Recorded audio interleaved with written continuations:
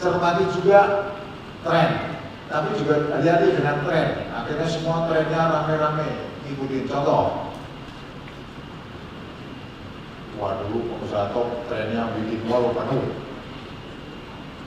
Sekarang pengusaha yang bikin mall ternyata udah gelisah karena yang mengunjungi mall udah mulai sepi. Padahal aset dan modalnya besar. Padahal udah kebaca trennya itu tren digital. Sekarang belanja udah bisa dari rumah dengan pencet-pencet HP. Akhirnya yang di mall mulai sepi. Kalau mau properti rumah, tadi sudah diilustrasikan Pak Moderator.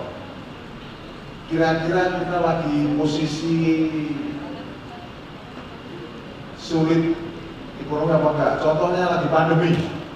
Kalau lagi pandemi, terus kita bisnis jual beli rumah, ya daya beli lagi lemah. Mungkin belum. Ternyata rame jualan masker. Boleh juga ide itu. Tapi ketika sama-sama rame-rame bikin masker, langsung masker drop harganya. Yang beli nggak ada, semuanya pengen jual masker. Jadi memang kadang-kadang ngikutin tren boleh, tapi hati juga.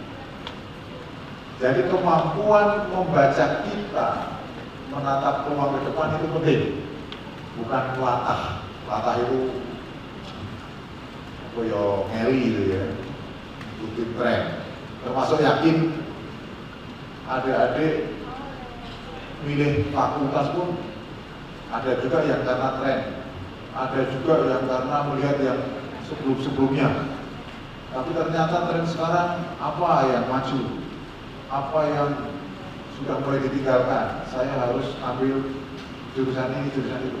Itu kan juga sering melakukan pertimbangan semacam itu. Bisnis juga harus melakukan pertimbangan hanya awal. Kemampuan kita pasti nomor satu, minat kita juga. Kalau nggak minat jangan dipaksakan, rasanya ketekan mulu, kepaksa gitu. Kalau saya karena hobinya olahraga, ya saya bisnis, bikin fitness, bisnis. Saya bisnis properti juga ada, tapi kalau nggak minat ketipu ternyata. Duit masuk ternyata dilaporkan beda, karena kita nggak mampu ngitung-ngitung bangunan dan sebagainya, karena kita percayakan sama orang.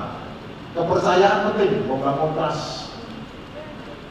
Siapapun karyawan Anda harus seleksi betul dari aspek psikologi, kompetensinya, dan survei lingkungannya gimana.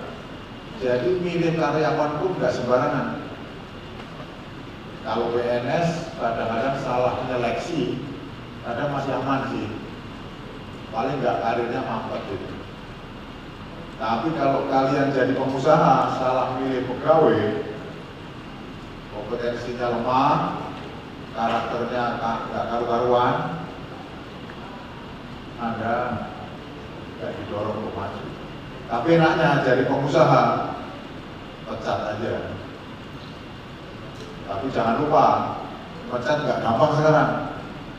Jadi harus matang. Pecat ternyata kasihan juga ini, dia punya anak, punya istri, akhirnya nggak ada penghasilan. Atau jangan-jangan malah dituntut. Kadang malah kita harus kebebanan pesangon yang besar. Wah, matematis harus jalan. Jadi pengusaha kan tidak harus jurusan matematika biar kita ngitung segalanya, cost benefit, rugi bagi. Yang fakultas kedokteran mau usaha di bidang kehutanan, bidang pertanian, boleh. Yang jurusan sosial mau bisnis alat-alat medis, boleh. Tapi dipelajari. Memang yang paling logikanya, kalau kalian sarjana kedokteran, kalau mau bisnis di bidang alat-alat kedokteran atau jasa rumah sakit atau apapun, mungkin sudah menguasai. Tapi bukan berarti nggak menguasai di bidang lain. Yang ahli ekonomi mau bisnis di sektor kehutanan atau pertanian, banyak. Ada yang dari berbagai fakultas atau satu fakultas? Berbagai. Fakultasnya apa aja ya? Yang pertanian dan kehutanan, gabung aja. Cuci tangan. Ada ya? Pasti keguruan ya, Mbak. Yang dari fakultas olahraga? Ada ya? Ada. Fakultas yang terkait ekonomi? Timbangan. Fakultas hukum? Hukum juga bisnis boleh, 1, 2. Fakultas kedokteran ada? Tidak ada. Ada kedokteran? Ada berapa fakultas kok? 9. Ini jadi yang di sini terbanyak dari fakultas apa ini? Teknik.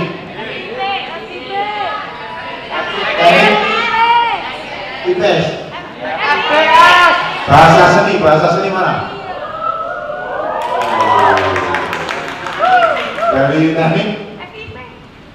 Fakultas Ilmu Pendidikan. Iya,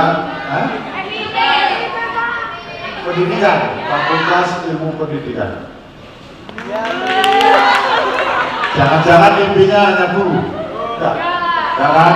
Iya. Kalau bisa jadi usaha yang bayari guru. Jadi mau usaha sekolah meskipun itu yayasan bisa aja. Sekolah sekarang kan yang swasta itu lebih dilirik dari negeri. Kalau yang untuk menengah atas ekonomi, tapi bisa saja itu sosial ya. Tapi sudah ada yang memanfaatkan itu sebagai bisnis. Bikin bimbingan belajar, bikin privat itu juga usaha. Baik, kami tekankan sekali lagi, mental block kita kuatkan. Jangan kita terbelenggu pada satu titik ketika dulu intip terus pengennya jadi guru atau pengen PNS. Kita harus kuatkan pikiran kita bahwa kita akan jadi pengusaha. Kalau sudah jadi pengusaha, saya bisa punya rumah mewah, bisa bersedekah, bisa umroh, bisa haji, bisa menyenangkan orang tua. Mental kita bangun dulu supaya kita punya semangat untuk tinggi. Kalau udah, kita pelajari gimana sih liku-liku bisnis. Kalau hanya dari kuliah nggak cukup, belajar dari lingkungan boleh, mengamati boleh, studi secara merdeka boleh, merdeka kampus juga belajar. Kemudian dari orang tua pun manfaatkan, nggak usah ragu, meneruskan bisnisnya orang tua juga nggak usah malu. Siapa lagi kalau bukan anaknya yang orang tuanya udah maju bisnisnya, anaknya malah nggak mau. Ini. Tapi bagi yang belum, mari usaha sendiri, berwirausaha. Kita carakan wira muda. Jadi kata-kata muda kita carakan supaya terpakai dari muda untuk kena ke sana. Peluang udah banyak, saya ulangi sebelum kita akhiri. Sebelum kita banyak, pemerintah sudah peduli dengan produk-produk lokal. Pemerintah juga memberikan kesempatan untuk bermitra, untuk investasi, dan pemerintah terus berusaha membuka peluang-peluang baru di semua ini. Demikian yang bisa kami sampaikan. Terakhir kami aturkan terima kasih yang sebesar-besarnya kepada Bapak Rektor dan jajarannya segenap Universitas Akademika UNESA atas kerjasamanya, atas